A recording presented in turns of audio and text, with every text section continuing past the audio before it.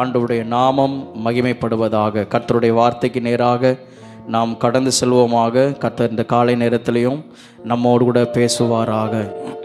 சரி, நம்ம எல்லோரும் கண்களை மூடி நம்ம ஜெபம் பண்ணுவோம். முக்கியமான நம்ம நேரத்துக்குள்ளே நம்ம வந்திருக்கிறோம். ஹல்லேலூயா. ஆண்டவருடைய பிரசன்னத்திலே நாம் அமர்ந்திருக்கவும் அவரை ஆராதிக்கவும் தொழுது கொள்ளவும் ஆண்டவர் நமக்கு கிருபை தந்தார். இப்பொழுதும் கர்த்தர் தம்முடைய வார்த்தையை நமக்கு நேராக அனுப்புவாராக. நீங்கள் எப்படி எதிர்பார்ப்போடு கூட வந்திருக்கிறீங்களோ அதே போல் தான் நானும் எதிர்பார்ப்போடு கூட நிற்கிறேன். ஒவ்வொரு நாளும் ஒவ்வொரு வாரமும் ஆண்டவர் நம்மோடு கூட பேசுகிற சத்தத்தை நாம் கேட்கத்தக்கதாக ஆண்டவர் நம்முடைய செவிகளை திறந்தருளுவாராக. அன்றைக்கு லீதியாளுடைய இருதயத்தை திறந்தவர், உம்முடைய வார்த்தையின் சத்தத்தை கேட்பதற்கு எங்களுடைய இருதயத்தை நீங்கள் திறப்பீராகப்பா. ஹல்லேலூயா. ஸ்தோத்திரம் ஆண்டவரே. எல்லாரும் ஒரு வார்த்தையாகிலும் ஆண்டவரே எங்களோடு கூட நீங்கள் பேசணும் ஆண்டவரே.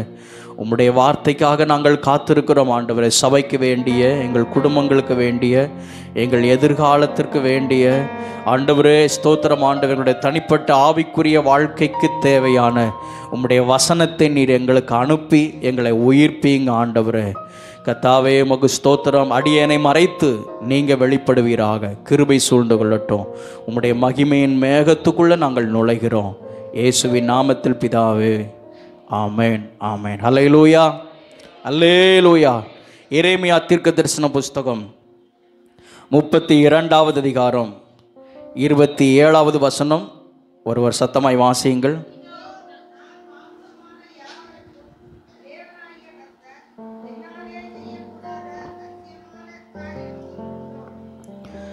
ஆண்டவராகிய தேவன், சர்வ வல்லமையுள்ள தேவன் நம்மிடத்தில் ஒரு கேள்வியை வைக்கிறார். என்னாலே செய்யக்கூடாத அதிசயமான காரியம் ஒன்று உண்டோ? அல்லேலூயா. ஆண்டவரை பார்த்து நாம் சொல்லணும், ஆண்டவரே உம்மாலே செய்யக்கூடாத அதிசயமான காரியம் ஒன்றுமே இல்லை. 100% ஆண்டவரை விசுவாசித்து சொல்ல முடியுமா? ஆண்டவரே உங்களால் செய்யக்கூடாத அதிசயமான காரியம் ஒன்றுமே இல்லை. அல்லேலூயா. அப்படின்னா எல்லாம் செய்ய வல்லவர், எல்லாம் உம்மால் கூடும். ஆமேன் சொல்லுவோமாக.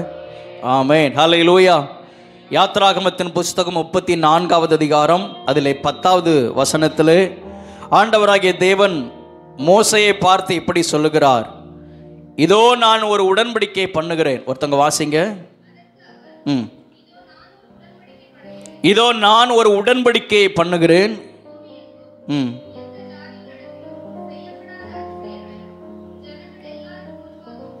பூமி எங்கும் எந்த ஜாதிகளிடத்திலும் செய்யப்படாத அதிசயங்களை உன் ஜனங்களிடத்தில் செய்வேன். உன்னோட கூட இருக்கிற ஜனங்கள் எல்லாரும் கர்த்தருடைய செய்கையை காண்பார்கள். உன்னோடே கூட இருந்து நான் செய்யும் காரியம் பயங்கரமாக இருக்கும். அல்லேலூயா. சர்வ வல்லமையுள்ள தேவனாகிய கர்த்தர் மோசேயை பார்த்து சொல்லுகிறார், நான் ஒரு உடன்படிக்கையை பண்ணுகிறேன். என்ன உடன்படிக்கையை பண்ணுகிறேன் அப்படின்னா, எந்த ஜாதிகளிடத்திலும் செய்யப்படாத அதிசயமான காரியங்களை உன்னிடத்திலும் உன் ஜனங்களிடத்திலும் நான் செய்ய போகிறேன். நான் செய்கிற காரியம் பயங்கரமாக இருக்கும். அல்லேலூயா. வசனத்தை ஜீவனோடு கூட ஏற்றுக்கொள்றீங்களா? ஆமென். ஆண்டவர் தம்முடைய சொந்த இரத்தத்தினாலே உடன்படிக்கை பண்ணியிருக்கிறார். தம்முடைய இரத்தத்தை சிந்தி உங்களோடும் என்னோடு உடன்படிக்கை பண்ணியிருக்கிறார். அந்த உடன்படிக்கை ஒரு நாளும் மாறாது. அல்லேலூயா, அல்லேலூயா. பழைய ஏற்பாட்டு காலங்களிலே ஆண்டவர் மிருகத்தின் மூலமாக தம்முடைய ஜனங்களோடு கூட உடன்படிக்கை பண்ணினார். மிருகத்தினுடைய இரத்தத்தின் மூலமாக தம்முடைய ஜனங்களோடு கூட உடன்படிக்கை பண்ணினார். ஆமென். புதிய ஏற்பாட்டு நாட்களிலே ஆண்டவராகிய தேவன் தம்முடைய சொந்த குமாரனை அனுப்பி தம்முடைய சொந்த இரத்தத்தினாலே ஆண்டவர் உங்களோடும் என்னோடும் அவருடைய ஜனங்களோடு கூட உடன்படிக்கை பண்ணியிருக்கிறார். அல்லேலூயா. என்ன உடன்படிக்கை தெரியுமா? மறுபடியும் அந்த வார்த்தையை நான் ஆமென் என்னுடைய காதுகளில் கேட்க விரும்புகிறேன். எந்த ஜாதிகளிடத்திலும் செய்யப்படாத அதிசயமான காரியங்களை உன்னிடத்திலும் உன் ஜனங்களிடத்திலும் நான் செய்வேன். நான் செய்கிற காரியம் பயங்கரமா இருக்கும். அல்லேலூயா. விசுவாசித்தவர்கள் கரங்களை தட்டி கர்த்தரை மகிமைப்படுத்துவோமாக. ஆமென். ஹல்லேலூயா, அல்லேலூயா. என் தேவன் என்னோடு கூட ஒரு உடன்படிக்கை பண்ணி இருக்கிறார். எந்த ஜாதிகளிடத்திலும், எந்த ஜாதினா கோனாறு, நாடாறு, முதலியாறு, செட்டியாறு அப்படி இல்லை, அந்த ஜாதி இல்லை. அது மனுஷங்க பிரித்து வச்ச ஜாதி. ஜாதி அப்படின்னா தேசங்கள். அல்லேலூயா. ஜாதி அப்படின்னா ஜனங்கள்.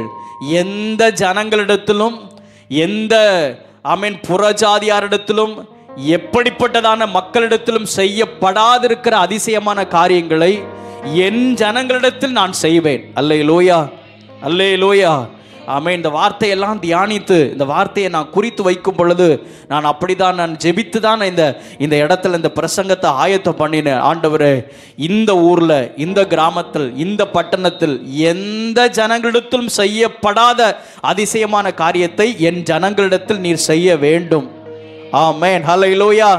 கண்களை மூடி ஜெபம் பண்ணுங்க. ஆண்டவரே, என்னோடு கூட நீர் உடன்படிக்கை பண்ணினவர், நீர் உண்மை உள்ளவர். ஹல்லேலூயா. நான் விசுவாசித்திருக்கிறவர் இன்னார் என்பதை நான் அறிந்திருக்கிறேன். யார் என்னோடு கூட உடன்படிக்கை பண்ணியிருக்கிறார் என்பதை நான் அறிந்திருக்கிறேன். சர்வ வல்லமையுள்ள தேவன் தம்முடைய சொந்த இரத்தத்தினாலே என்னோடு கூட உடன்படிக்கை பண்ணியிருக்கிறார். அப்படியானால் இப்பொழுது நான் ஒன்றை விசுவாசிக்கிறேன். எந்த ஜனங்களிடத்திலும் செய்யப்படாத அதிசயமான காரியங்களை என்னுடைய வாழ்க்கையில் நீர் செய்வீர் என்பது நிச்சயம். அந்த வார்த்தையை நான் அப்படியே நான் விசுவாசிக்கிறேன். ஆமென். ஹல்லேலூயா, அல்லேலூயா. ஆமென். ஆண்டவராகிய தேவன் அதிசயத்தை செய்கிறவர். இனி நம்முடைய கண்கள் அதிசயத்தை காணட்டும். அல்லேலூயா. என் கண்கள் அதிசயத்தை காணும். எத்தனை பேர் விசுவாசிக்கிறீங்க? அதிசயம் அப்படின்னா இயற்கைக்கும் அப்பாற்பட்ட நிலைமையில், என்னுடைய யோசனைகளுக்கும் அப்பாற்பட்ட நிலைமையில் நடக்கிற காரியம்தான் அதிசயம். அப்படியானால் இனி என்னுடைய வாழ்க்கையில் என்னோடு கூட உடன்படிக்கை பண்ணி இருக்கிற ஆண்டவராகிய தேவன், ஆமேன், என்னுடைய வாழ்க்கையில் அதிசயத்தை கர்த்தர் காண்பிப்பார். ஆமேன். ஹல்லேலூயா. இனி என்னுடைய நாவு அதிசயத்தை பேசும். எத்தனை பேர் ஆமேன் சொல்றீங்க? ஆமேன். ஹல்லேலூயா. என்னுடைய நாவு அதிசயத்தை பேசட்டும். என்னுடைய காது அதிசயத்தை கேட்கட்டும். என்னுடைய கண்கள் அதிசயத்தை காணட்டும். ஆமேன் சொல்லுவோமாக. ஆமேன். ஹல்லேலூயா, அல்லேலூயா. ஆண்டவராகிய இயேசு கிறிஸ்து புதிய ஏற்பாட்டில் தம்முடைய ஊழியத்தை முதலாவது தொடங்கும் பொழுது கானா ஊரில் ஒரு அதிசயத்தை, ஒரு அற்புதத்தை கர்த்தர் நிகழ்த்தினார். அல்லேலூயா. முதல்ல ஊழியத்தை ஆரம்பிக்கும் பொழுதே அதிசயத்தில் தான் ஆரம்பித்தது. அப்படியானால் ஆண்டவர் நம்முடைய வாழ்க்கையில் ஆமேன் செயல்பட தொடங்கினது அதிசயத்தில். ஆமேன். ஒவ்வொரு காரியங்களிலையும், ஒவ்வொரு செயல்களிலையும் அதிசயத்தை கர்த்தர் காண பண்ணுவாராக. கரங்களை தட்டி கர்த்தரை மகிமைப்படுத்துவோமாக. ஆமேன். நான் எடுக்கிற முயற்சிகள் எதுவாக இருந்தாலும், நான் எடுக்கிற பிரயாசங்கள் எதுவாக இருந்தாலும், நான் செய்கிற வேலைகள் எதுவாக இருந்தாலும், நான் ஜெபிக்கிற ஜெபங்கள் எதுவாக இருந்தாலும், அவைகளிலே கர்த்தர் அதிசயத்தை கர்த்தர் விளங்க பண்ணுவாராக. ஆமேன். ஹல்லேலூயா, அல்லேலூயா. ஆமேன். கர்த்தர் நல்லவர். எரேமியாவோடு கூட கர்த்தர் பேசினதான வார்த்தைகளை இந்த வாரம் முழுவதுமாக, இந்த மாதம் முழுவதுமாக நாம் தியானித்து வருகிறோம். இன்றைக்கும் கர்த்தர் நம்மோடு கூட பேசுவாராக. இன்றைக்கு நம்முடைய தியானத்திற்கு ஆதாரமாக ஒரே ஒரு வசனத்தை நாம் வாசிப்போமாக. எரேமியா தீர்க்க தரிசன புஸ்தகம் 32வது அதிகாரம் 6வது 7வது வசனத்தை வாசியுங்கள். அதற்கு எரேமியா சொன்னது, கர்த்தருடைய வார்த்தை எனக்கு உண்டாகி, அவர்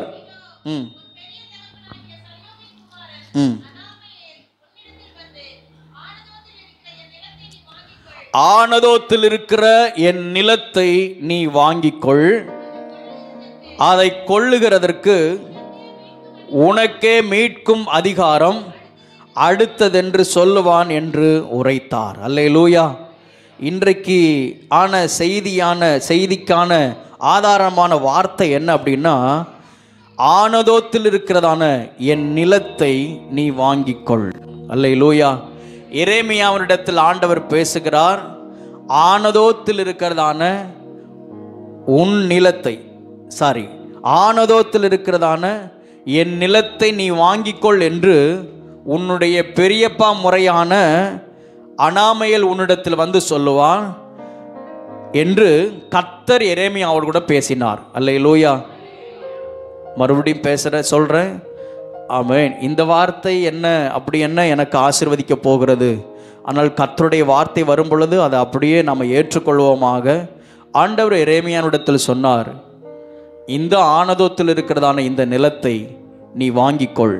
ஆமென். ஹல்லேலூயா, ஹல்லேலூயா. ஆனதோத் என்கிறதான ஒரு ஊர், ஆனதோத் ஊரிலே ஒரு நிலத்தை நீ பத்திரம் முடித்துக்கொள், அதை உனக்கென்று நீ வாங்கிக்கொள், மீட்டுக்கொள் என்று எரேமியாவிடத்தில் சொன்னார். ஒரு 6 காரியத்தை உங்களோடு கூட பகிர்ந்து கொள்ள விரும்புகிறேன். நேற்றைய தினத்தில் நான் உட்கார்ந்து வேதத்தை தியானித்து கொண்டிருக்கும் பொழுது அதில் சில காரியங்களை கர்த்தர் ஞாபகப்படுத்தினார். உங்களோடு கூட நான் பகிர்ந்து கொள்ள விரும்புகிறேன். ஆனதோத் அப்படின்னா இந்த ஆனதோத் ஊரை குறித்து கொஞ்சம் தியானிப்போம். இது வரைக்கும் தியானித்ததெல்லாம் ஞாபகம் இருக்குதா? இல்லை பாஸ்டர், அந்தந்த ஞாயிற்றுக்கிழமை இந்த வாசலோடு நாங்கள் இறக்கி வச்சுட்டு நாங்கள் அப்படி போயிடுவோம். அப்புறம் திரும்ப வரும் பொழுது தான் மறுபடியும் போன வாரம் என்ன செய்தி அப்படின்னு கொஞ்சம் யோசித்து பார்ப்போம். போன வாரம் என்ன செய்தி ஞாபகம் இருக்குதா? எரேமியா 1:5. எரேமியாவுக்கு யார் கரெக்டாக சொல்கிறான்னு பார்ப்போம்.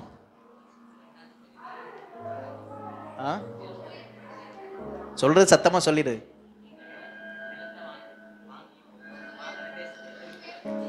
ஏசப்பா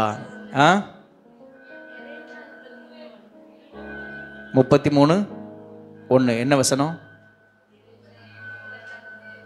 எரேமியாவுக்கு 2ஆம் தரம் கர்த்தருடைய வார்த்தை வெளிப்பட்டது. அவன் காவல் முற்றத்தில் இருக்கும் பொழுது, அதாவது சிறைச்சாலையில் ஜெயிலில் அடைக்கப்பட்டிருக்கும் பொழுது 2ஆம் தரம் எரேமியாவுக்கு வார்த்தை வெளிப்பட்டது. முதல் முறை எரேமியாவுக்கு வெளிப்பட்ட வார்த்தை என்ன? அதுதான் இந்த மாதத்தினுடைய வாக்குத்தத்த வசனம். என்னால் செய்யக்கூடாத அதிசயமான காரியம் ஒன்று உண்டோ? 2ஆம் தரம் கர்த்தருடைய வார்த்தை எரேமியாவுக்கு வெளிப்பட்டது. என்ன வெளிப்பட்டது? என்னை நோக்கி நீ கூப்பிடு, அப்பொழுது நான் உனக்கு மறு உத்தரவு கொடுப்பேன். நீ அறியாததும் உனக்கு எட்டாததுமான பெரிய காரியங்களை நான் உனக்கு அறிவிப்பேன். அந்த அதிகாரத்தில் 33ஆவது அதிகாரத்தில் ஒரு 7 காரியத்தை நம்ம தியானித்தோம். என்ன 7 காரியம்? அதெல்லாம் நாம் அறியாத காரியங்கள், ஆனால் அதெல்லாம் நான் உங்களுக்கு செய்வேன் என்று கர்த்தர் வாக்கு பண்ணியிருக்கிறார். அல்லேலூயா. ஒன்று தெரியுமா? உங்களையும் என்னையும் ஆசீர்வதிப்பது தான் கர்த்தருக்கு பிரியம். ஆமென். அல்லேலூயா. என்ன சில நேரத்தில் நம்ம சரியாக இல்லாத பொழுது, நாம் தடுமாறும் பொழுது, அல்லது ட்ராக் மாறும் பொழுது ஆண்டவர் கொஞ்சம் அடித்து திருத்தி சரி பண்ணி அவருடைய பாதைகளில் ஓட பண்ணுகிறார். நம்மை கண்டிக்கிறார், நம்மை சரிப்படுத்துகிறார். எல்லாம் நோக்கம் என்ன? நீங்களும் நானும் ஆசீர்வதிக்கப்பட வேண்டும். அல்லேலூயா. எந்த ஜாதிகளிடத்திலும் செய்யப்படாத அதிசயமான காரியத்தை உங்களுடைய வாழ்க்கையிலையும் என்னுடைய வாழ்க்கையிலையும் கர்த்தர் செய்யணும். ஆமென். அல்லேலூயா, அல்லேலூயா. செய்வேன் என்பதை ஆண்டவர் வாக்கு பண்ணி இருக்கிறார். அதனால எப்ப பார்த்தாலும் நம்மை அடித்து தண்டித்து நம்மளை காலுக்கு கீழே போட்டு மிதிக்கிற தேவன் நம்முடைய ஆண்டவர் அல்ல. அவரோடு கூட நம்மை அமர பண்ணுகிறார். அல்லேலூயா, ஓ ஹல்லேலூயா. அவருடைய ஆசீர்வாதத்தை சுதந்தரிக்கும்படியாக ஆண்டவர் எதிர்பார்ப்போடு கூட இருக்கிறார். நீங்கள் நானும் அவருடைய பரிபூர்ணமான ஆசீர்வாதத்தை சுதந்தரிக்க கர்த்தர் கிருபை தருவாராக. ஆமென் சொல்லுவோமாக. இப்படி பேசுறதுனால ஒரு ஆசீர்வாத பிரசங்கி அப்படின்னு எடுத்துட்டாலும் பரவாயில்ல, உங்களையும் என்னையும் ஆசீர்வதிப்பது தான் கர்த்தருக்கு பிரியம். ஆமென் சொல்லுவோமாக. ஆமென். ஹல்லேலூயா. கர்த்தர் உணர்த்தும் பொழுது, கர்த்தர் எச்சரிப்பு கொடுக்கும் பொழுது, கர்த்தர் சில காரியங்களை கண்டிக்கும் பொழுது அதை அன்போடு கூட நாம் என்ன செய்ய வேண்டும்? ஏற்றுக்கொள்ள வேண்டும். எதற்கு? தேவனுடைய அதிசயத்தை நீங்களும் நானும் பார்க்கணும். ஆமென் சொல்லுவோமாக. ஆமென். ஹல்லேலூயா. இப்போ இந்த எரேமியாவோடு கூட கர்த்தர் பேசினார். அந்த வார்த்தைகளை தான் நம்ம இந்த கடந்த வாரங்கள் முழுவதுமாக நம்ம தியானித்து வந்தோம். இன்னைக்கும் இந்த மாதத்தினுடைய கடைசி ஞாயிற்றுக்கிழமை. இன்றைக்கும் இந்த ஆனதோத் ஊர் அப்படின்னா, இந்த ஆனதோத் ஊரை குறித்து வேதாகமம் என்ன சொல்லப்பட்டிருக்கிறது, வேதாகமத்தில் இந்த ஆனதோத் ஊரை குறித்து சொல்லப்பட்டிருக்கிறதான செய்தி என்ன, ஏன் குறிப்பிட்டு இந்த பகுதியை குறித்து ஆண்டவர் சொல்லியிருக்கிறார். முழு இஸ்ரவேல் தேசத்திலையும் யூதா தேசத்திலையும் அன்றைக்கு சிறைப்பட்டு போகக்கூடியதான அந்த காலகட்டத்தில் குறிப்பிட்டு பென்யமீன் தேசத்தில் உள்ளதான பென்யமீன் கோத்திரத்துக்கு உட்பட்டதான இந்த ஆனதோத் என்கிறதான ஊரை மட்டும் சொல்வதற்கு என்ன காரணம் அப்படின்னு நான் கொஞ்சம் தியானித்து கொண்டிருக்கும் பொழுது அதில் சில காரியங்களை கர்த்தர் வெளிப்படுத்தினார். ஆண்டவர் அதன் மூலமாக கர்த்தர் நம்மோடு கூட பேசுவாராக. அல்லேலூயா, அல்லேலூயா. ஆனதோத் அப்படின்னா அதுக்கு அர்த்தம் என்ன அப்படின்னா, ஆன்சர் டு பிரேயர், அதாவது ஜெபத்திற்கான பதில். அதை இன்னும் கொஞ்சம் ஆழமாய் அதுக்குரிய காரியங்களை தியானிக்கும் பொழுது அதில் ஒரு வார்த்தை சொல்லப்பட்டிருக்கிறது, எதிர்மறையான சூழ்நிலையிலும், எதிர்மறையான நெகட்டிவ் சைடு, அதாவது எதிர்மறையான பக்கத்திலும் உங்களுடைய ஜெபத்திற்கான பதில் உண்டு. அல்லேலூயா. ஆனதோத் அப்படின்னா கூகுளில் போய் சர்ச் பண்ணி பார்த்தேன். கூகுள்லன்னா நிறைய இருக்கும்.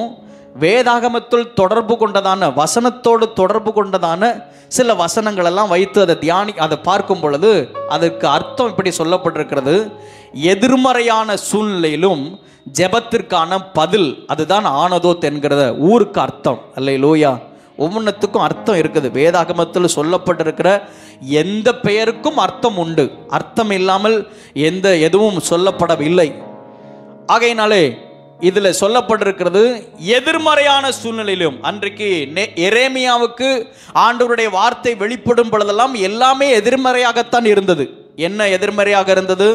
இன்னும் கொஞ்ச காலத்தில் வந்து பாபிலோன் தேசத்திலிருந்து சில பேக்ரவுண்டையும் சொல்லிட்டு அப்படியே வசனத்துக்குள்ளே வருகிற கல்தேயர் பட்டணத்திலிருந்து, பாபிலோன் தேசத்திலிருந்து நெபுகாத் நேச்சர் அவன் வந்து உங்களை சிறைப்பிடித்து கொண்டு போவான், இந்த பட்டணத்தை எல்லாம் தீக்கிரையாக்கப்படுவான், இங்கே நீங்கள் ஆராதித்து வருகிறதான தேவனுடைய ஆலயம் சுட்டரிக்கப்படும், ஜனங்கள் எல்லாரும் அடிமையாக கொண்டு போகப்படுவார்கள். ஏன் அடிமையாக கொண்டு போகப்படுகிறார்கள்? அங்கே கர்த்தருடைய வார்த்தையை கேட்கிறதுக்கு ஒருத்தருமே இல்லை. ராஜா முதற்கொண்டு அத்தனை பேரும் பாவம் செய்து தேவனுக்கு விரோதமான துன்மார்க்கமான வாழ்க்கை வாழ்ந்ததுனால ஆண்டவர் அவர்களை எதிரியினுடைய கையில் ஒப்பு கொடுத்தார். அப்படி இருக்கும் பொழுது எரேமியாவின் மூலமாக கர்த்தர் ஜனங்களோடு கூட ராஜாவோடு கூட பேசி கொண்டிருக்கிறார். என்ன, இன்னும் சில நாளுக்குள்ளே நீங்கள் எல்லாரும் அடிமையாக கொண்டு போகப்படுவீர்கள். இன்னும் சில நாளுக்குள்ளே நீ பார்க்கிறதான இந்த ஊரு, இந்த பட்டணம், இந்த தேசம் எல்லாம் சுட்டரிக்கப்பட்டு போகிறது, எல்லாமே அழிக்கப்பட போகிறது என்று எரேமியாவின் மூலமாக கர்த்தர் பேசி கொண்டிருக்கிறார். அந்த சூழ்நிலையில தான் எரேமியாவோடு கூட இன்னும் ஒரு வார்த்தையை சொல்லுகிறார், நீங்கள் நிச்சயமாக என்ன செய்வீங்க? திரும்பி வருவீங்க. நீங்க அடிமையாக கொண்டு போகப்படுவது நிச்சயம். ஆனால் நீங்கள் எல்லாரும் என்னுடைய ஜனங்கள், இந்த ஜனங்கள் என்னுடைய ஜனங்கள், நான் மறுபடியும் உங்களை என்ன செய்வேன்? மீட்டுக் கொள்வேன். ஆண்டவர் சொல்றாருல, எப்பிராயிமே நான் உன்னை எப்படி மறப்பேன், நான் உன்னை எப்படி கைவிடுவேன்? அவருடைய பிள்ளை அல்லவா, அவருடைய ஜனங்கள் அல்லவா, நிச்சயமாக நான் உங்களை மீட்டுக் கொள்வேன் என்று எரேமியாவோடு கூட கர்த்தர் பேசினார்.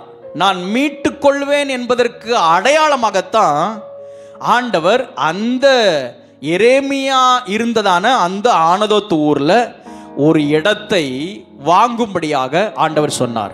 அல்லேலூயா. நான் சொன்னது புரிஞ்சிச்சா? அந்த பேக்ரவுண்ட் எல்லாம் புரிஞ்சிருச்சா?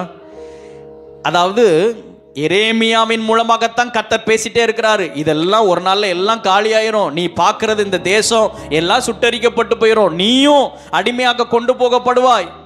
ஆனா ஒரு நாள்ல திரும்பவும் நான் உன்னையும் உன்னோடு கூட இருக்கிறதான ஜனங்களையும் நான் அடிமையின் தேசத்திலிருந்து நான் மீட்டு கொண்டு வருவேன்.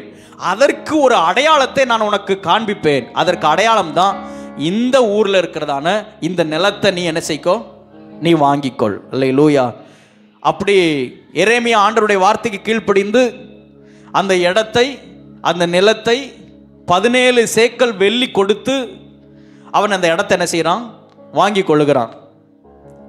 கொஞ்சம் வசதியான குடும்பமாக இருந்திருக்க வேண்டும். ஆசாரிய குடும்பம், அதாவது கர்த்தருக்கு ஊழியம் செய்யக்கூடியதான குடும்பம் இந்த எரேமியாவுடைய குடும்பம். எரேமியா ஏற்கனவே பயங்கரமாய் அடிபட்டு ஜனங்களால் நிந்திக்கப்பட்டு அவன் சிறைச்சாலையில் அடைப்பட்டிருக்கிறான். வந்து பார்க்கிறவங்கெல்லாம், குடும்பத்து ஆட்கள்லாம் வந்து விசாரிச்சுட்டு போறாங்க. இந்த சூழ்நிலையில் இந்த வார்த்தையை எரேமியாவுடைய பெரியப்பா முறைமையான அனாமையல் வந்து சொல்றாரு, இந்த இடத்தை நீ வாங்கிக்கிறியா அப்படின்னு. அப்போ எரேமியா ஏற்கனவே ஆண்டவர் எரேமியாவோடு கூட பேசின வார்த்தைகள் நினைவுக்கு இருந்ததுனால நான் அதை வாங்கி கொள்ளுகிறேன் என்று சந்தோஷமாக அந்த இடத்தை வாங்கி கொள்ளுகிறார். எரேமியாவுடைய குடும்பத்தார், சுற்று நண்பர்கள் அல்லது எரேமியாவுக்கு தெரிஞ்ச ஆட்கள்லாம் ஒருவேளை வித்தியாசமாக பேசியிருக்கலாம். என்ன, உனக்கு கொஞ்சமாவது அறிவு இருக்குதா? கொஞ்சமாவது நீ யோசித்து தான் செயல்படுறியா? நீ தான் சொன்ன எதிரிகள் வந்து இந்த தேசத்தை, இந்த பட்டணத்தை எல்லாம், ஏன்னா ஏற்கனவே ஆரம்பிச்சிருச்சு, ஏற்கனவே அந்த காரியங்கள் எல்லாம் ஆரம்பமாகி விட்டது. இன்னும் கொஞ்ச நாளுக்குள்ள எல்லாமே காலியாக போகிறது அப்படின்னு நீ தான் சொன்ன. அப்படி இருக்கும் பொழுது இந்த இடத்தை வாங்கிறதுக்கு கொஞ்சமாவது உனக்கு யோசனை இருக்குதா? உனக்கு புத்தி இருக்குதா? என்னெல்லாம் பேசணுமோ எல்லாம் பேசியிருப்பாங்க. ஆனா எரேமியாவுக்கு தெரியும், நிச்சயமாக தேவன் எங்களை மீட்டு கொண்டு வருவார். அல்லேலூயா. அவர் சொன்ன வார்த்தையை நிச்சயமாக நிறைவேற்றுவார். அதற்கு ஆதாரமாகத்தான் 32வது அதிகாரத்தில் எரேமியா ஆண்டவரிடத்தில் ஜெபம் பண்ண ஆரம்பிக்கிறார். என்ன ஜெபம் பண்ண ஆரம்பிக்கிறார்? சர்வ வல்லமையுள்ள தேவனை நோக்கி கூப்பிட்டு, எங்க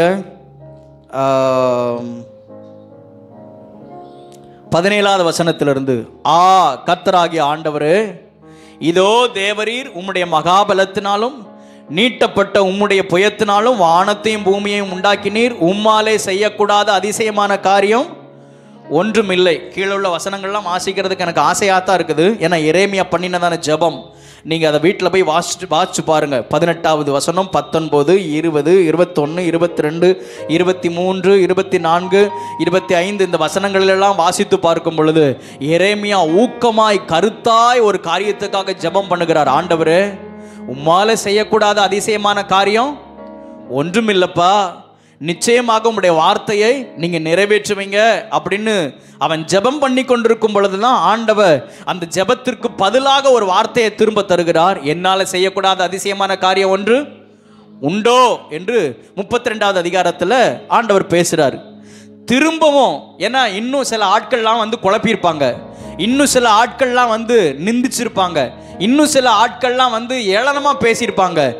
ஒருவேளை இந்த எரேமியாவுடைய விசுவாசத்துக்கு கொஞ்சம் ஒரு ஆட்டம் கொடுத்துருக்கலாம். எரேமியாவுடைய நம்பிக்கைக்கு கொஞ்சம் அந்த அந்த நம்பிக்கை அசைந்திருக்கலாம். அதனால தான் ஆண்டவர் திரும்பவும் எரேமியாவிடத்தில் வந்து பேசுகிறார். 2ஆம் தரம் வந்து, எரேமியாவே, நீ உன்னுடைய நம்பிக்கை இழக்காத, நீ சோர்ந்து போகாத, நான் சொன்னபடி நீ செய். நான் உன்னுடைய வாழ்க்கையில் இந்த தேசத்தில் என்னுடைய வார்த்தையை நான் நிறைவேற்றுவேன். என்னை நோக்கி கூப்பிடு, அப்பொழுது நான் உனக்கு மறு உத்தரவு கொடுப்பேன். அல்லேலூயா. என்னை நோக்கி கூப்பிடுனா, எரேமியாவோட நிறைய பேர் பேசியிருக்கலாம், அதுக்கு எரேமியா நிறைய மறு உத்தரவு கொடுத்துருக்கலாம். என்னன்னு தெரியல, எனக்கு என்னன்னு தெரியல அப்படின்னு புலம்பி இருக்கலாம். அதனால தான் ஆண்டவர் சொல்றாரு, நீ என்னை நோக்கி கூப்பிடு. அல்லேலூயா. இப்போ நான் ஒரு வார்த்தை சொல்கிறேன். உங்கள் வாழ்க்கையில் என்ன கேள்விகள் இருந்தாலும், என்ன புலம்பல்கள் இருந்தாலும், அழணும்னு தோணுச்சுன்னா அதை முதலாவது கர்த்தருடைய சமூகத்தில் நம்ம செய்ய வேண்டும். அல்லேலூயா. ஆண்டவர் சொல்லுகிறார், என்னை நோக்கி கூப்பிடு. அல்லேலூயா. எதிரான சூழ்நிலையாக இருந்தாலும், வித்தியாசமான எதிர்மறையான சூழ்நிலையாக இருந்தாலும், நீ என்னை நோக்கி கூப்பிட்டால் நான் உனக்கு பதில் கொடுப்பேன். அல்லேலூயா. அல்லேலூயா. நீ மனுஷங்களிடத்தில் போய் பேசினா உன் நம்பிக்கையெல்லாம் காலி பண்ணிடுவாங்க, உன் விசுவாசம் எல்லாம் காலி ஆயிடும். அப்புறம் என்னுடைய வார்த்தையில் வரக்கூடிய மகிமையை நீ காண முடியாமல் போய்விடும். நீ நம்பிக்கையோடு கூட என்னுடைய வார்த்தையின் மேலே நம்பிக்கையோடு கூட காத்திரு, என்னை நோக்கி கூப்பிடு. எதிர்மறையான சூழ்நிலையிலையும் நான் உனக்கு பதில் தருவேன். அல்லேலூயா, அல்லேலூயா. ஆனதோத் அப்படின்னா எதிர்மறையான, நடைபெறாத, மாறாத சூழ்நிலையிலும் நான் உன்னுடைய ஜெபத்திற்கு பதில் கொடுப்பேன் என்பது அர்த்தம். அல்லேலூயா. அப்படியானால் இன்றைக்கு இந்த சபைக்கு இந்த வார்த்தையை அறிவிக்கிறேன். அந்த வார்த்தை தான் எனக்கும் கர்த்தர் தருகிறார். எதிர்மறையான சூழ்நிலையிலையும் உன்னுடைய ஜெபத்தை விட்டுறாத, உங்களுடைய ஜெபத்தை விட்டுறாதீங்க. நீங்கள் தொடர்ந்து ஜெபம் பண்ணி கொண்டே இருங்க. கர்த்தருடைய வார்த்தையை பற்றி கொண்டு அந்த வார்த்தையின் மேலே விசுவாசத்தோடு கூட ஜெபம் பண்ணி கொண்டிருங்கள். சூழ்நிலைகள் வித்தியாசமாக இருக்கலாம், ஆனால் கர்த்தருடைய வார்த்தை நிறைவேறுவது நிச்சயம். ஆமென். ஹல்லேலூயா, ஹல்லேலூயா. இந்த வசனத்தை, இந்த வார்த்தையை சொல்லி கொண்டிருக்கும் பொழுது ஒரு பாடலின் சரணம் எனக்கு ஞாபகத்துக்கு வருகிறது. ஃபாதர் அழகாக பாடியிருக்கிறதான ஒரு பாடல், அத்திமரம் துளிர் விடாமல் போனாலும்.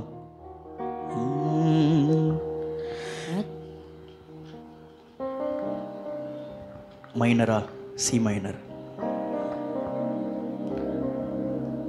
என்னோடு கூட சேர்ந்து எல்லாரும் கண்களை மூடி, எல்லாமே எதிராக இருந்தாலும், சூழ்நிலைகள் தோல்வி போல தெரிந்தாலும், எல்லாமே எதிராக இருந்தாலும், சூழ்நிலைகள் தோல்வி போல தெரிந்தாலும், நான் கர்த்தருக்குள் மகிழ்ச்சியாயிருப்பேன், என் தேவனுக்குள் நான் கர்த்தருக்குள் மகிழ்ச்சியாயிருப்பேன்.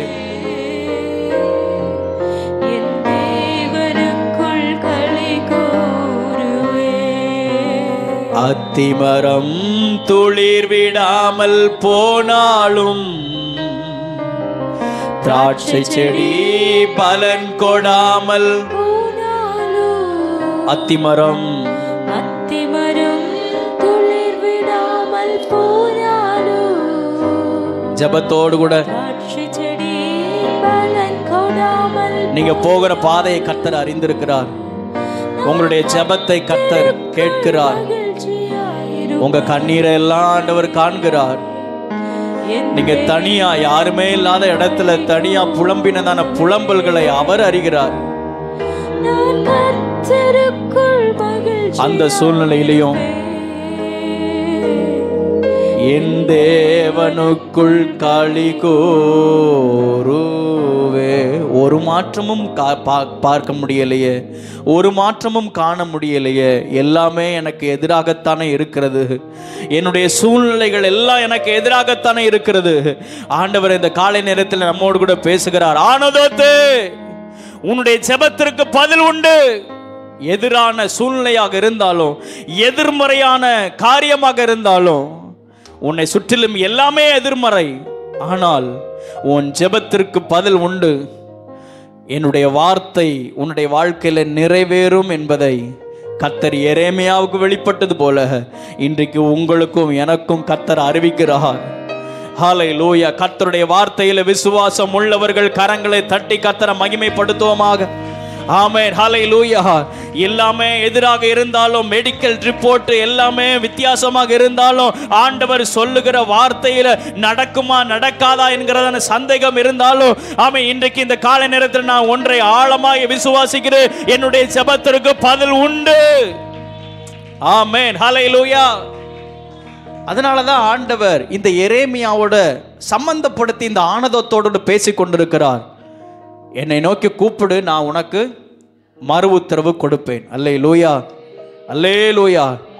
எதிரான சூழ்நிலையாக இருந்தாலும் நீங்க கலங்கி போகாதீங்க. கர்த்தர் மேல இருக்கிற நம்பிக்கை இன்னும் அதிகமாய் பெருகட்டும். ஆமென் சொல்லுவோமாக.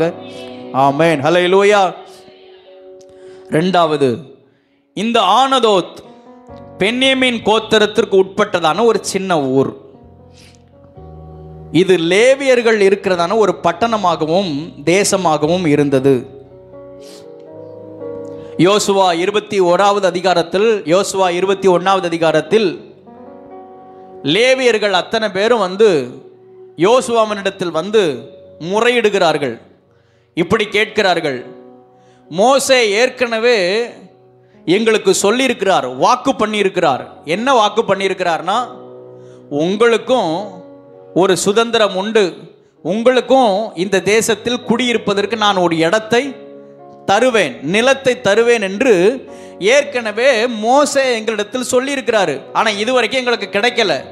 அதனால் இப்போ தானே சுதந்திரிச்சிருக்கோம். யோசுவாவின் காலத்தில் தானே அந்த முழு இஸ்ரவேல் கானான் தேசம் முழுவதும் சுதந்திரிக்கப்பட்டு அந்த 12 கோத்திரத்தில் இருக்கிற ஜனங்களும் குடி அமர்த்துகிறார் யோசுவா. அதனால அந்த யோசுவா 21வது அதிகாரத்தில் 1வது வசனத்தை வாசிச்சு பார்த்தா தெரியும். வாசிங்களேன், ஒருத்தங்க வாசிங்க. லேவியரின் வம்ச பிதாக்களின் தலைவன்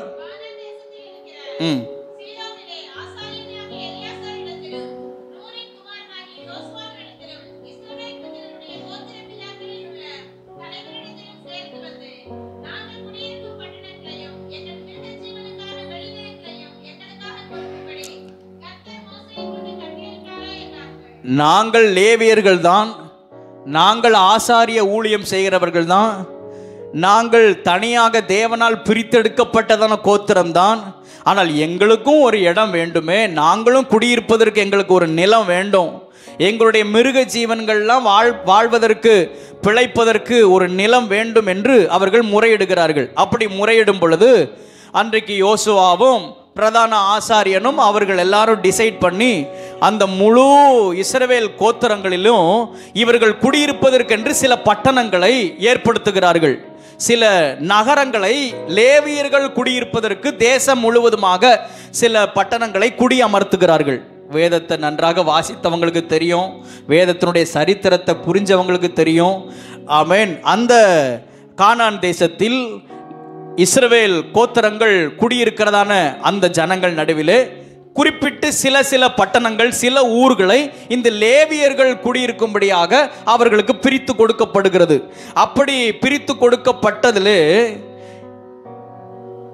ஆனதோத் என்கிறதான அந்த பட்டணம், அந்த ஊர் பென்யமீன் கோத்திரத்திலே இந்த ஆனதோத் ஊரிலே லேவியர்கள் குடியிருக்கும்படியாக, லேவியர்கள்னா ஆண்டவருடைய ஆலயத்தில் ஊழியம் செய்கிறதான ஊழியர்கள், ஆசாரியர்கள், அவர்கள் குடியிருக்கும்படியாக இந்த ஆனதோத் என்கிறதான ஊர்ல சில நிலத்தை என்ன செய்றாங்க, கொடுக்கிறார்கள். அல்லேலூயா, ஆமென் சொல்லுவோமாக.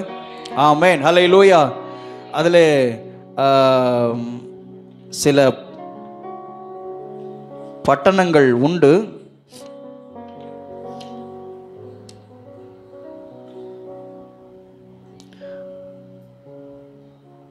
அதில் கிட்டத்தட்ட 48 நகரங்கள் அல்லது 48 பட்டணங்கள் லேவியர்களுக்கென்று ஒதுக்கப்பட்டிருக்கிறதான பட்டணம். எப்படி? அந்த முழு இஸ்ரவேல் கோத்திரத்திலையும் 48 கிராமங்கள் அல்லது 48 பட்டணங்கள் லேவியர்கள் ஊழியம் செய்கிறவர்கள் அவர்கள் தங்கியிருக்கும்படியாக ஒதுக்கப்பட்டதான பட்டணம். மற்ற ஜனங்களும் மற்ற மக்களும் அதில் குடியிருந்தார்கள். இவர்களும் குடியிருக்கும்படியாக அவர்களுக்கென்று பட்டணங்கள் ஒதுக்கப்பட்டிருந்தது. அந்த பட்டணங்களிலே, அந்த 48 பட்டணங்களிலே ஒரு பட்டணம் பென்யமீன் தேசத்தில் இருக்கிறதான ஆனதோத் என்கிறதான ஊர். அல்லேலூயா. இந்த ஊரில் தான் ஆசாரிய ஊழியம் செய்கிற குடும்பத்தில் எரேமியாவை கர்த்தர் தெரிந்து கொள்கிறார். இப்போ எரேமியா 1வது அதிகாரம் 1வது வசனத்தை வாசிங்களேன். இப்போ நான் சொல்லக்கூடிய வார்த்தை சம்பவங்களுக்கெல்லாம் நிறைய வசன ஆதாரங்கள் இருக்குது. அந்த வசனங்கள்லாம் வாசித்தோம்னா பைபிள் ஸ்டடி மாதிரியே போயிடும், வேண்டாம். இப்போ நமக்கு செய்திக்கு இன்றைக்கு தேவையான வார்த்தைக்கு வேண்டியதான சில வசனங்களை எரேமியா 1வது அதிகாரம் 1வது வசனத்தை வாசிங்க. பென்யமீன் தேசத்தில் உள்ள ஆனதோத் ஊரில் இருக்கிற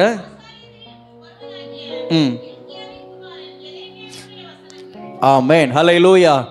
பென்யமீன் கோத்திரத்தில் அல்லது பென்யமீன் தேசத்தில் உள்ளதான ஆனதோத் என்கிறதான ஊரிலே ஒரு குடும்பம் உண்டு, ஆசாரிய குடும்பம் உண்டு.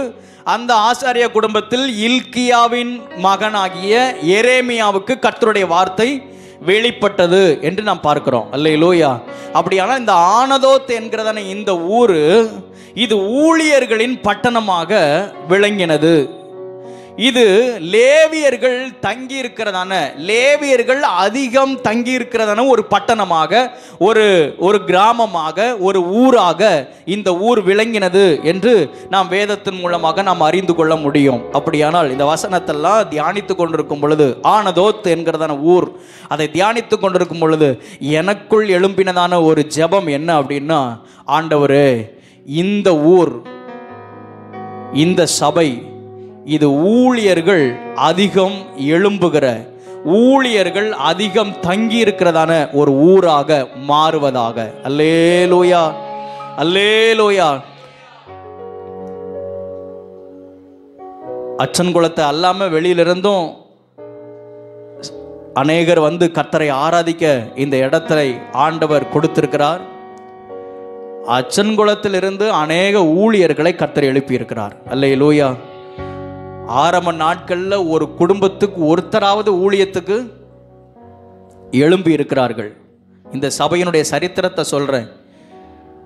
எதிர்த்த வீடு, பக்கத்து வீடு, அந்த வீடு, இந்த வீடு, எல்லா வீட்டிலையும் ஒருத்தராவது ஊழியத்துக்கு எழும்பி இருக்கிறார்கள். அநேகர் கடந்த ஒரு 2 வாரத்துக்கு முன்பதாக ஒரு பாஸ்டர் இங்கே வந்திருந்தாங்க. அவங்க இங்கே உள்ள காரியங்களெல்லாம் கொஞ்சம் அறிஞ்சிருக்கிறாங்க. அப்போ எங்களிடத்தில் பேசி கொண்டிருக்கும் பொழுது அவங்க ஒரு வார்த்தை சொன்னாங்க, இந்த ஊர் ஒரு ஸ்பெஷலான ஊர் தான் பாஸ்டர்.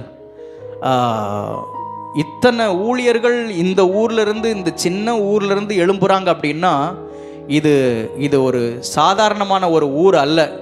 ஊர் அப்படின்னா சபையை சொல்கிறேன், கிராமத்தை சொல்கிறேன், நம்ம இருக்கிற பகுதியை சொல்கிறேன். ஆமென். நம்முடைய முன்னாட்களில் ஆண்டவர் செய்த மகத்துவமான காரியங்களில் ஒன்று, இந்த ஊரில், இந்த சபையில் எத்தனையோ ஊழியர்களை கர்த்தர் எழும்ப பண்ணியிருக்கிறார். அல்லேலூயா. எவ்வளவோ பெரிய பெரிய சபைகள்லாம் இருக்குது. ஆனால் ஊழியர்கள் அப்படின்னு பார்த்தா அதில் விரல் விட்டு சொல்லக்கூடிய நிலைமையில தான் இருப்பாங்க. சில சபைகளில் ஊழியர் ஒருத்தர் கூட எழும்பியிருக்க முடியாது. ஆனால் நம்முடைய திருச்சபையில் அநேக ஊழியர்களை, கிட்டத்தட்ட 30க்கும் அதிகமான ஊழியர்களை கர்த்தர் எழும்ப பண்ணியிருக்கிறார். அல்லேலூயா, அல்லேலூயா.